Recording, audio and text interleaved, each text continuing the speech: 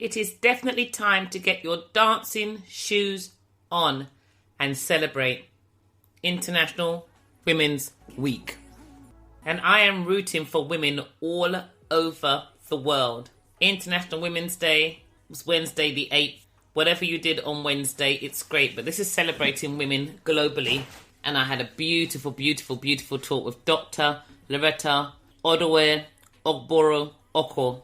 She is the most amazing gynecologist. You've heard her here on the radio show before. So that Zoom link will be available. The interview will be put into little chunks and put onto YouTube. So look out for my YouTube channel, Jenni Russell, Juliet Echo November India, Russell, Romeo Uniform Sierra Echo Lima Lima, or follow me on Pelvic Floor Secrets. But regardless, welcome to Her Health and Happiness right here on UK Health Radio, your only real feel-good radio station, now available on Alexa. Just say, Alexa, play UK Health Radio. How you doing? I really, really do hope, like me, you to remember that you are blessed and highly favoured, a magnet for miracles, the solution to someone's problem, and the answer to somebody's prayer. Now, I was really blessed because last Friday I was asked at the last minute, would I mind stepping in and going across London to Croydon to deliver a talk on menopause for women on the Saturday. And it was a really empowering session. I talked about menopause. I talked about it as being the last big event to affect our female cycle. But I remember, for me, it's really about the 3 M's and a PM. It's about starting. Where are you starting your train journey? Where are you starting your life cycle journey? For every female, it starts from her first period. So it has to start from menstruation. And if we remember that many of the symptoms of menopause can be experienced in menstruation and even through maternity, then if we look at the whole life cycle of a female, we can change the culture, the productivity, the performance, the profits in a company by looking at women and giving them the tools and the education they need to make the right choices so that they remain invaluable and that their expertise and experience is, one, not lost from a company, but two, not experienced by a company for fear of promoting them into senior positions only to feel they're going to lose them further down the line. So, how has your week been? Where have you found yourself? What did you do for International Women's Day? And what are you celebrating for females this month? Now me, I went straight for the jugular because we really need to look at the seat of the soul. We really need to look at the foundation of who we are. On the 14th of March, so you're going to hear the show on Thursday, so literally a week today, we start the 60-day Optimising Health Challenge. One of the ladies that signed up over the weekend is a lady who was born with polio. I am so excited to be able to help that lady. I went to a funeral on Friday and another lady had seen my reel and I actually booked her place on the 60-day challenge at the funeral. She approached me. Let's get that right. So, it's really, really exciting. But for International Women's Day, the conversation I wanted to have and the conversation I want to start this show with, as I said, is around female intimate health. You know, this show is about female intimate health and the whole person. And I sold a good couple of handfuls of my second book, Pelvic Floor Secrets. And I started that book with Better Sex, Flatter Abs. I used to do parties called Better Sex, Flatter Abs. And I just want to read the first couple of pages to you again because I just think it's an inspiring book. It's still available to buy on www.jennirussell.com. Go into products and programs and you'll find it here.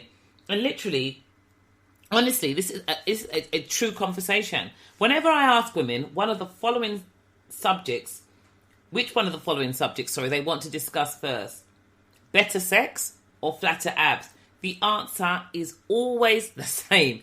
Every female wants to discuss better sex. This is the case regardless of culture or social status.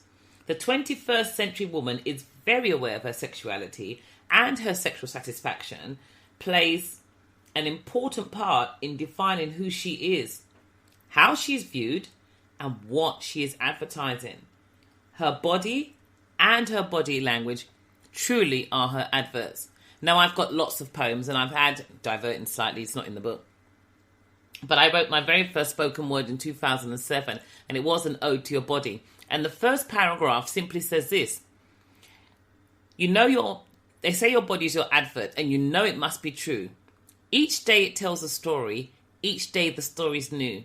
You advertise your life, your health, and who and where you're at, and without a care for what it says, your advert could be flat. Second paragraph goes: the health of all your organs, your cells and all within, can be told as your story unfolds through your hair, your nails and skin. So it goes on. Today's female has a new confidence about her intimate encounters, and she wants to know that she is in control of the sensations that are experienced not just by herself, but by her husband or partner. She wants to know that she can grip, she can massage, and she can increase the sensations felt during orgasm. She is definitely an active part of the action. There is no more laying back, are we there yet, thinking of England. It does not matter how pretty she makes the outside. A vajazzle will not be the lasting impression if, on the inside, she does not feel equally as great. Better sex is empowering, it is commanding, and above all, ladies, it is rewarding. It's an amazing negotiator, a crazy end to a crazy night out, and the difference between a good relationship and its longevity and a poor one. Now, while sex remains a relatively taboo subject in England in terms of discussion, the act of sex and the pleasure it can bring sits high on the agenda as the number one exercise to get Britons and Brits moving. It requires no special clothing or footwear. It requires no gym membership, just the confidence to strip bare in front of the other person in most cases. Sex has become the focal point of many people's lives and relationships today, especially during lockdown.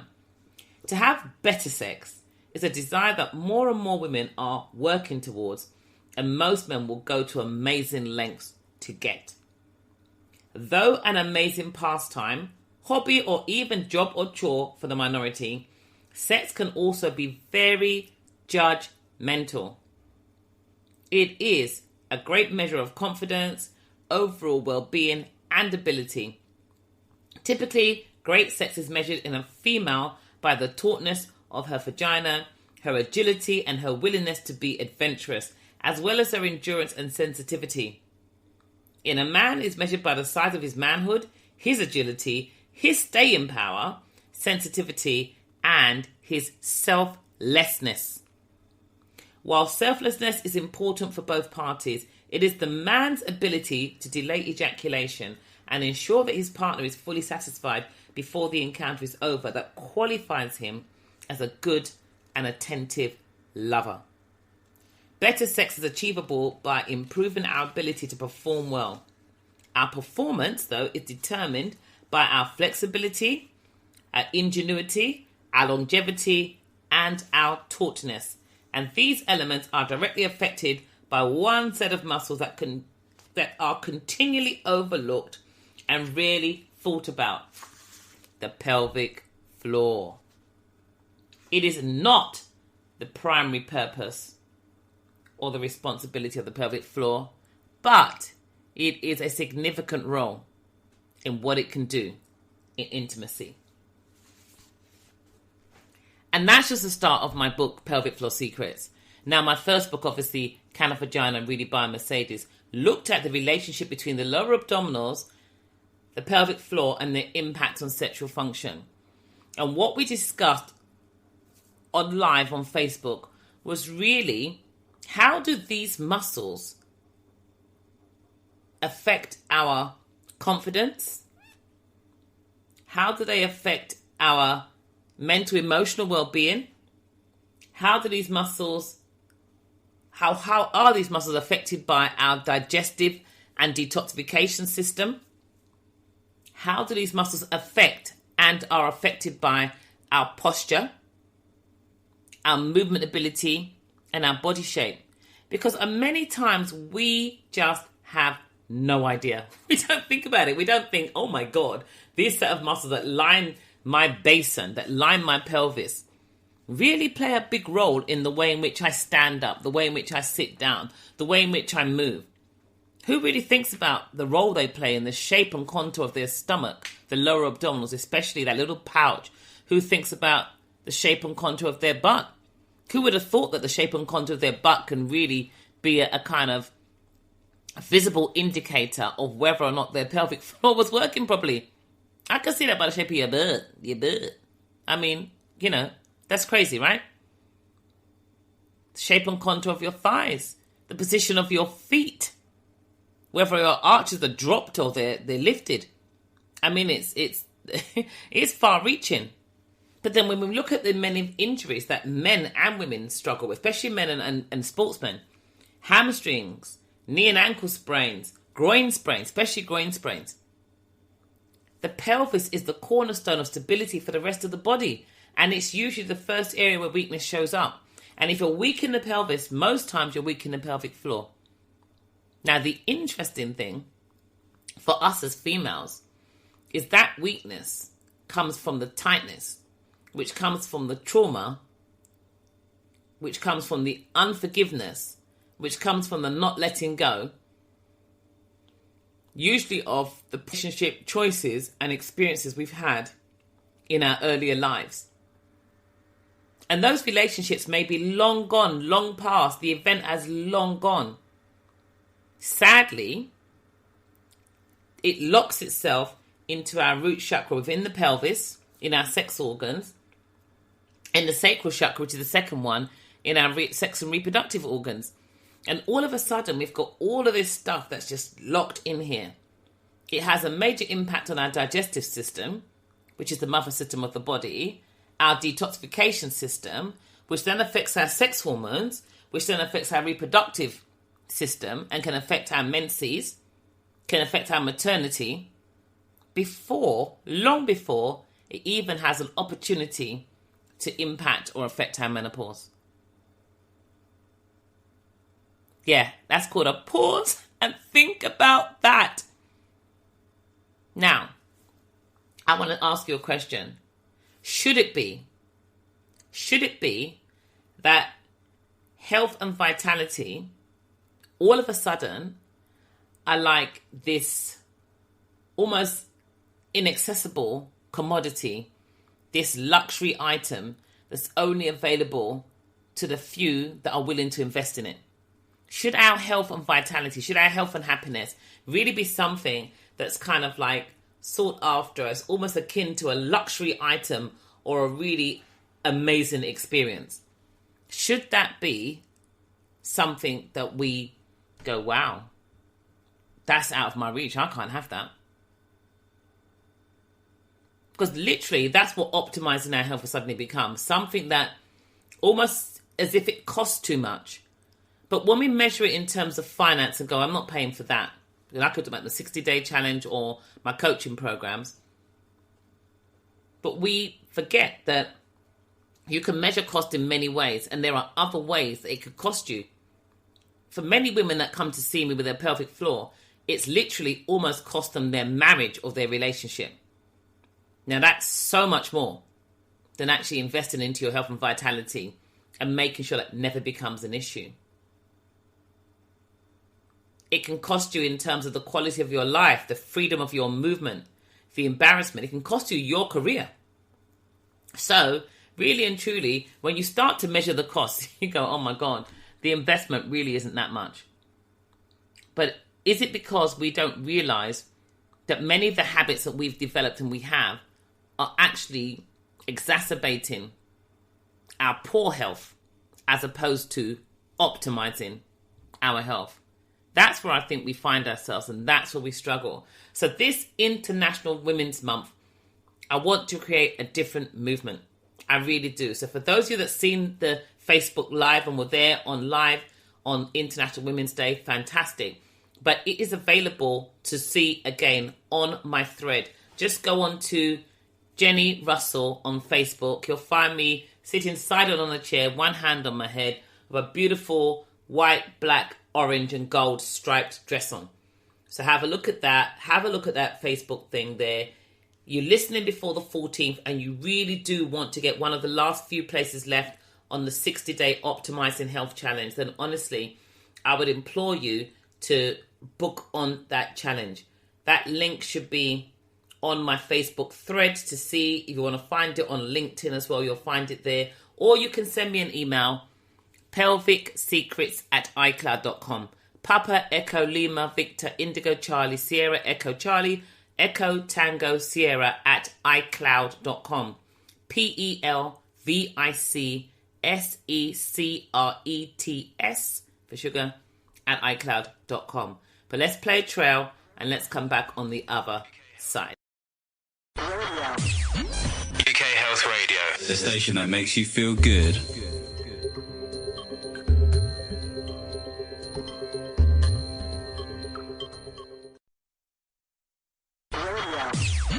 UK Health Radio, the station that makes you feel good.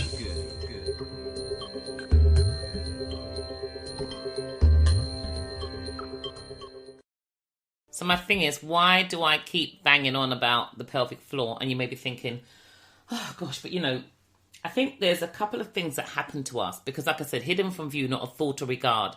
The pelvic floor, your internal bodyguard, put under pressure all day and all night to avoid embarrassment. The sphincters must stay shut tight.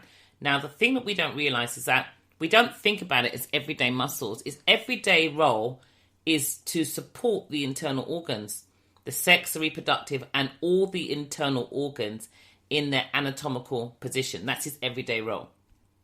And then aside from that, it plays a role in helping to keep the pelvis stable and in spinal stability, in pelvic and spinal stability.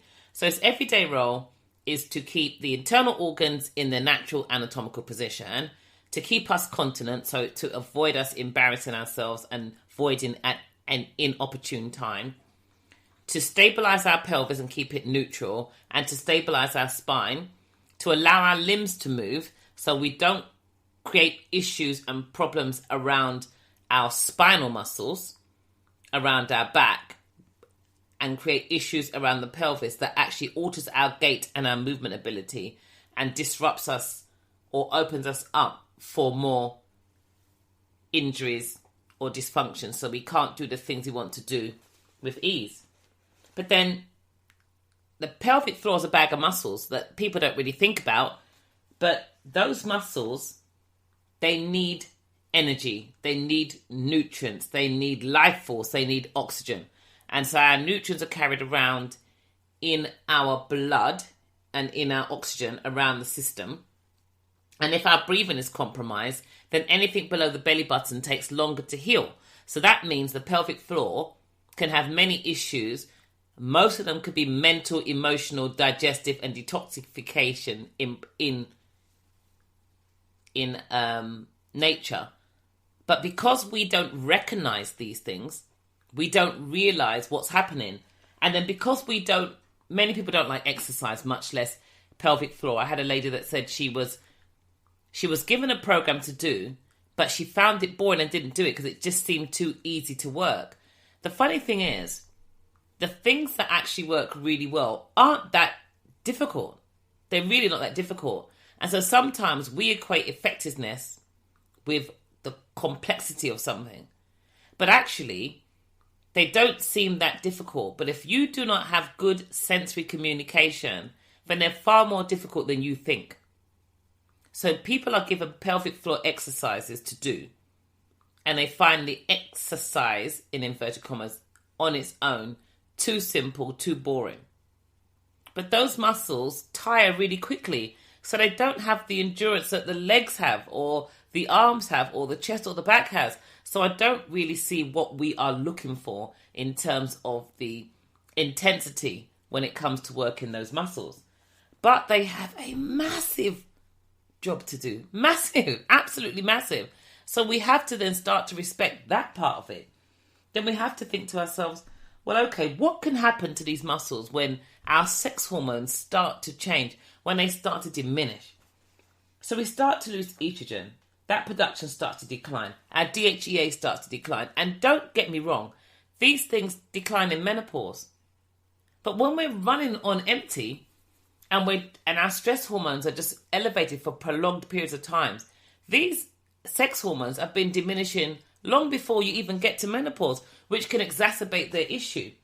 So what happens is we can experience things known as atrophic vaginismus. So it's a shrinking and a thinning and an inflammation of the vaginal wall due to a decline in estrogen, our sex hormone. And estrogen helps to plump up those muscles. So this deficiency can also affect, as I just mentioned, the density of the internal urethral sphincter. So we have two sphincters on the bladder. We have an internal one that we don't really control and the external one we control. The problem with this is that when they start to thin, it makes it more difficult for those sphincters to stay fully closed and help us to stop leaking. But also, if we have a distended belly and we have poor abdominal muscles to hold our internal organs in place, that creates more pressure on the pelvic floor, plus this thinning that happens. And if we've got poor posture and we've got a really tipped pelvis, tipping forwards, almost Donald Duck, so we have an increased curve in the low back, which everybody wants to have, then what happens is the ligaments that hold that in place get lengthened at the front, right where the bladder is. So you've got the lengthening of the ligaments, you've got the non-protection of the lower abdominal muscular wall because it's not got the strength and the tautness it needs. And then you have the thinning of these muscles. And then what happens is bladder capacity tends to decrease, so you feel like you want to go toilet more often. But this can also happen to women even during breastfeeding. So what happens is we've got deconditioned muscles we haven't thought about that then have their natural life cycle history. And as our sex hormones, either from elevated lengths of stress, which decreases those and puts more pressure on the adrenals, that then suppresses our sex hormones, because the body won't keep saying, oh, she's really stressed, let's just keep making loads and loads of sex hormones because that's what we're going to do. No, the body thinks it's in danger. It's like, we've either got to stay and fight or we got to turn and run. We got one of the two. But whilst we're doing that, we are not going to sit down and say, wow, this food tastes really good. I'm going to sit down and digest it. And we're not going to say, come on, baby, let's get it on. We're not going to do that. The body's not going to do that. So it will suppress your sex hormones. Now, we don't need to suppress them for a prolonged period of times when they're going to diminish when we get to a set age. So we've got to think about these things. Then we've got vaginal laxity. So it's like one end, so you've got one that's thinning. Then you've got vaginal laxity, which is also known as a loose vagina. And that's when the connective tissue support becomes loose. And that can be childbirth, it can be old age, it can be, believe it or not, too much sexual intercourse without the relevant comprehensive strength and conditioning program to counterbalance it. You have to remember that in order for us to be able to be intimate, our muscles have to know how to relax and expand, lengthen, so that we can allow in to have the pleasure and then come back out. But every muscle wants to expand and contract. And that's that massaging, gripping, wonderful feeling that men get to enjoy. But if the muscles can't expand and contract, we've got a problem. If we just keep expanding and we don't contract, we're going to lengthen the muscles. And muscles that are lengthened are weaker. You call them long and weak, the muscles, or short and tight. So the vaginismus is usually a tightening, but it may be tight but weak. So many women have tight but weak vaginal muscles. And that's usually because of trauma, unforgiveness, holding on. Constipation is also seen as not letting go. So there's so many things that it's just like, seriously, this is just not fair.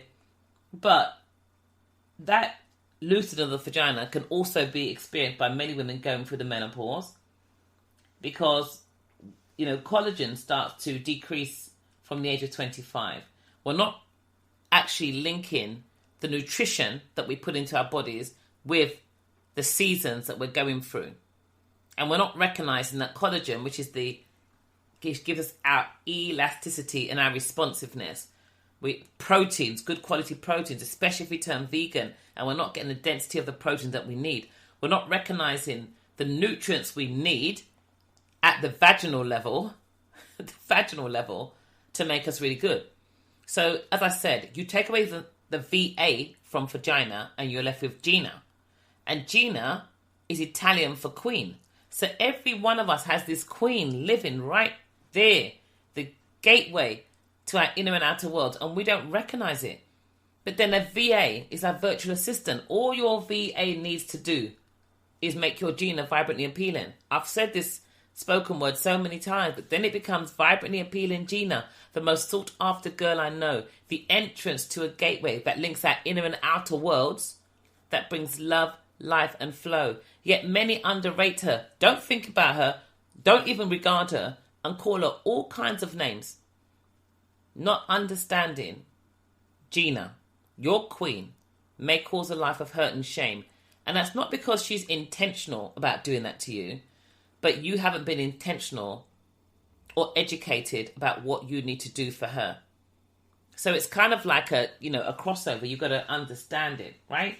So we have to really know what we can do to actually strengthen those muscles. And we have to think about those muscles, as I said. The ultimate reward is great sex. That is the ultimate reward. Better sex is the ultimate reward. But it's also flatter abs. It plays a role in the shape and contour of your lower abdominals. So the 6 rewards that are there: flatter abs, better shaped butt, better shaped thighs, improved posture, dry neck as always, great sex. Which one don't you want? They're an add-on. So when people ask me, well, what do you do? I say, I help women I build strong pelvic floor muscles so women can become confident, continent, and sexually satisfied, all whilst improving posture, performance, and body shape. I give women 6 rewards. I've just told them to you. And no one would think that the foundation of your trunk could do all that. But if you think about it, if you want to put an extension on your house, the first thing you build is what you never see. The first thing that has to be done first is the foundation. The house you live in, where you are, the foundation has to be strong. Any car has a foundation. It's all the chassis and the under. That's the foundation of the car. Hold it together. We have to have good foundation so that everything else above that we see, that we enjoy, can be enjoyed for generations to come, or passed on and passed on. But that's what happens for us physically. The foundation of our trunk is our pelvic floor, to protect and support as if a trapdoor. Understand it well, value its role, confidently continent, be it your goal, and sexually satisfied, and great posture, and great body shape, and great performance. Let them all be the things that you aspire to, but understand that the foundation impacts each and everything you think about. And once you get that understanding, you're in a better position. And that is what we will definitely be strengthening over the next 60 days. When we look at foods, when we look at nutrition, when we look at thoughts, we'll look at how to let go and why we should let go. You can stay there and be women out there, I'm never going to forgive him. I'm never going to forgive him. But he is locked inside of your sex and reproductive organs, and he's causing you neck pain, or he can cause you neck pain. He's causing you low back pain. He's causing you groin pain. He's making you tight so you don't even have the flexibility that you have, because you're tightening up because you won't let go. If you won't let go, you can't open up effectively. He's affecting your intimacy moving forwards. He's affecting your digestive system. So he's affecting your body shape. He's affecting your ability to open and empty well. He's having an effect on you in so many different ways that you have no idea about, because you don't want to let go. But once you understand why you should let go, life becomes absolutely amazing. UK Health Radio, the station that makes you feel good.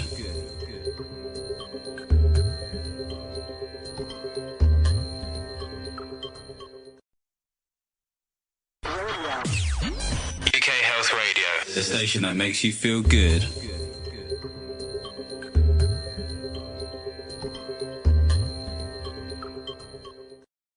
I had to play that track again. I love that track, but it's about keep holding on. And I just thought, really, so many people are holding on. And my question is, what are you holding on to?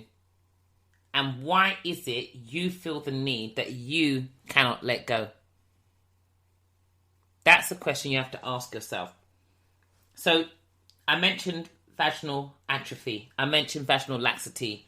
And the other one is vaginal dryness. And that can be quite a debilitating, and it can be quite a painful expression during menopause. It can create recurring urinary tract infections. It can be very uncomfortable and make it very hard just to even just do your standard everyday things. Even urinating can be very uncomfortable. So, as progesterone levels decrease, estrogen levels decrease, and our nutrition and lifestyle isn't always the best, we find that any interruption in the hormonal balance can actually make life quite challenging. And the body becomes, the vagina is naturally and it's a self-cleaning, it's the cleanest part of the body, and but it can become overly acidic, and that can create a lot of problems. And especially if you're doing a lot of douching and you're doing a lot of washing out and using soaps and deodorants when you shouldn't be putting anything in there, and you're altering the pH balance downstairs, you can create a lot of problems for yourself.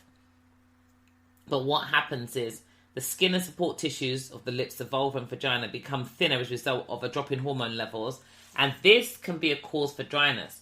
But the weakening of the muscles also begins, and the end result could be incontinence, it could be pelvic organ prolapse, it could be repeat infections, it can just be a number of things. So there has to be, at some point, especially at this point in our lives, there has to be vaginal health care, and that's something that we need to be able to consider. And it would really, really help us to understand if we know what we can do to make life better. If we can have this conversation, then it makes life much, much more exciting. If you think about it, even for many men, if they go into affairs, if they look for a, inverted commas, younger model, what they're looking for is a responsive vaginal canal.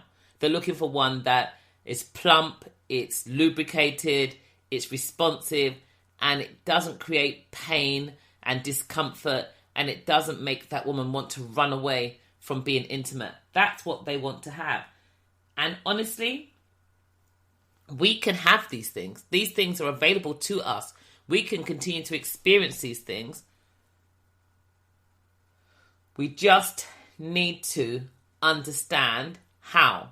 We just need to understand that if we have these issues down there, we're walking left and right, and we're having an impact, and it's impacting us, even down to the underwear we're wearing, and that's having an impact, then that's going to make us struggle to be able to focus at work. It's going to create issues around concentration. It's going to create issues around posture and performance.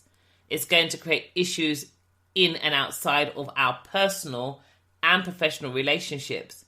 It's going to make us feel that if we have to keep going to the toilet at the most inopportune time, what are our colleagues thinking about us? We're going to start judging ourselves based on what we think people are, or how we think people are judging us. And so suddenly we have this whole different scenario going on, but it's going on inside of our head, and we're playing it out in our head, and we're trying to keep ourselves relevant and useful. We're not so free when we go out, we're worried. I mean, honestly, most people after work go for a drink. But if you've got lots of issues going on downstairs, drinking alcohol is just going to exacerbate your problem. Now, if you're a person that enjoys a glass or two, and you feel that that's been taken away from you, you start to ask yourself, what else is my menopause costing me? Or what else is my femininity costing me? But the question you should be asking yourself is, what can I do to make this transition comfortable so that I can go through my day-to-day life without feeling like I've been robbed of something, or I have to give up something that I love, or, I've been hard done by. What can I do? How can I make my life better? How do I get to do that? And the way in which you get to do that is to understand how your body works. So the only way you're going to get to do that is to actually say, right, I need to understand how my body works. Optimizing my health is a luxury item I'm willing to invest in. It's a luxury item I want to possess. Because we go out there and it's like, people are like, right, I'll save my money. I've got to own a Chanel bag. I mean, by the way, I'd love to own a Chanel bag, but I want to own a Chanel bag. Or right now, if people are not getting Chanel, they're going, well, I'm going to get Louis Vuitton, or I'm going to get whatever big mate they want to buy. I want to own this, and I want to have this, and I want to drive this car, and I want to live in this area. And I want to have all of these things that are external to myself that don't add a jot to my health. They do. They add more headaches and pressure if we go and stretch ourselves to get them, but then things change and we're not able to sustain them. They actually add a lot of pressure, and that pressure goes straight downstairs into our seat, into our pelvis, into our pelvic floor. So they can add a lot of adverse pressure if they're not something that we can acquire without having to stretch ourselves to do it. But, and there's a big but, we should not have to stretch ourselves to acquire, to have, to maintain, and to enjoy optimal health. That should not be a stretch. It shouldn't be something we go, oh my God, really? No, you're ridiculous. You keep that. No. I'd love to have it, but you know what? I can't afford it. Really, we should be saying, I can't afford not to have it. I can't afford to have invested so much into my house and my car and my holidays and my family and my children to leave them because I can't afford it, or for them to have to nurse me or manage me because I didn't manage myself. Yes, today, this week, International Women's Month, I've gone for the jugular because I've always said for years and years, my thing is to create an empowerment towards movement for women globally, everywhere. I want that for us. There are Muslim countries where women are covered up and they can't have this conversation, but they are suffering under those clothing. I've done talks for women, and when you get them behind closed doors on their own, they want this. They want to optimize their health, but they feel that there's more restrictions there. But if you get them together and you teach them on their own, their husbands will enjoy that and they will feel more of a full woman. And that can make a massive difference to their relationship. When I've helped a lady who had not felt her husband for 27 years, within 3 months to feel him and him to feel her, he came to see who I was. When I helped a lady avoid surgery for a grade 2 uterine prolapse that went back to a grade 1, I was invited to her house to drink champagne, and her husband kissed her on her head and said to me, "Thank you for giving me my wife back." When ladies have called me and said, Jenny, guess what? I got home, I got upstairs, I got to the toilet, I pulled out my knickers, and guess what? I didn't wet myself. That's priceless. That is priceless. I just know that, as a Christian, we say that when one soul is saved, the whole of heaven rejoices. The whole of heaven rejoices when one soul is saved. When one person's quality of life is transformed and they have the confidence to run, jump, twist, skip, hop, throw their head back freely and laugh without fear of leaking, I have done my job. When one lady knows that her husband can see her as sassy and sexy and useful and youthful and couldn't even imagine turning his head to the left or the right, because what he married, he still can enjoy in early and later life. I've done my job. When a lady comes to me and she's either leaking or she has vaginal laxity or loss of sensation, and those things are returned, but at the same time she's dropped a couple of dress sizes, her muscles are taut, her butt's lifted, her posture's improved, Her performance is great. And she's a boss in the boardroom and the bedroom. I've done my job. And I get so much satisfaction out of doing that job. That is what I want to share with you.